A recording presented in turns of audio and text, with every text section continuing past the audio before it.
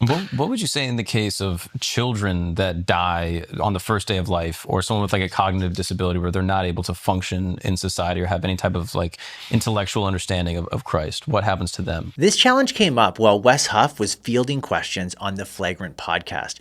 Wes did a fabulous job, but I want to add some things to what he said and possibly offer another perspective on this. Let me start by saying this isn't just an academic question. For many of us, it's deeply personal. 15 years ago, my wife and I lost our first baby to a miscarriage.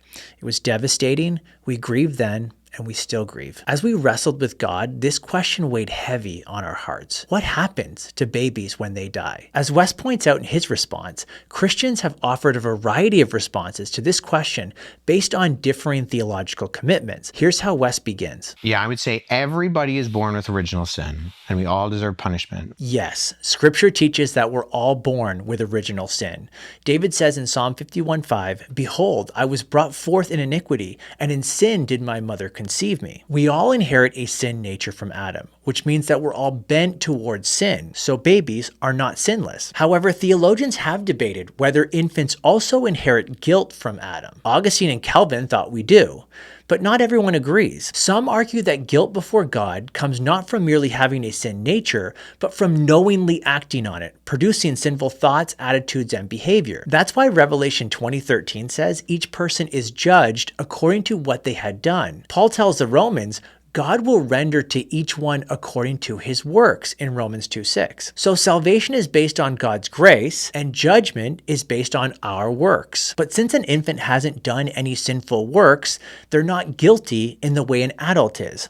Real quick, Red Pen Logic wouldn't exist without the generous supporters of Stand to Reason. If you've been blessed by what we do, be sure to like, subscribe, and consider supporting our work at str.org. Now back to the video. Now some of you might be thinking, hold on Tim, what about Romans 5, in particular verses 18 and 19, where Paul writes, "Therefore as one trespass led to condemnation for all men, so one act of righteousness leads to the justification of life for all men. For as by one man's disobedience the many were made sinners, so by one man's obedience the many will be made righteous." At first glance, this seems to support the idea of Adam's guilt automatically passed down to all people, including infants. However, theologians like Millard Erickson argue that just as we don't inherit Christ's righteousness until personally applying it by faith, so also we don't inherit Adam's guilt or condemnation until we personally apply it through sinning. Now, full disclosure, I'm still trying to work this all out in my own mind. Once again, like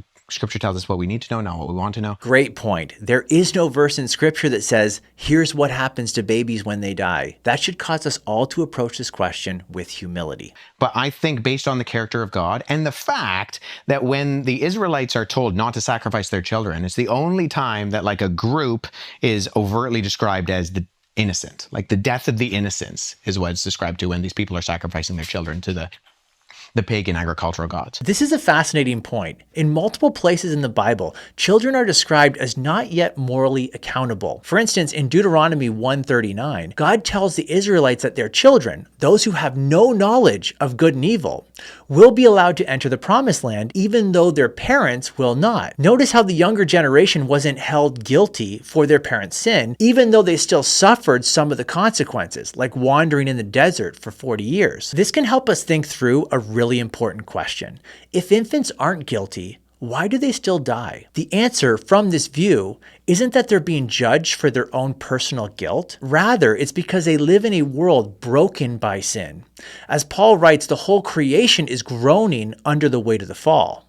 So I think it's like extrapolating and it's conjecture, but I think based on what I see in Scripture of who God is, that he's loving, that he's compassionate, that he's merciful, that he's abounding in steadfast love and kindness, right? That Exodus 34:6, that I see no reason to not say that if my wife has a miscarriage, that child I will be reunited with in heaven because of who God is and what his love and kindness is to humanity. I love that. Sometimes Scripture doesn't give us a neat and tidy answer. In cases like this, it helps to look at what we do know to try to answer what we don't know. Wes is right. God is merciful and abounding in steadfast love. Even if you don't believe infants are guilty because of Adam's sin, they would still need to be redeemed and transformed like the rest of creation.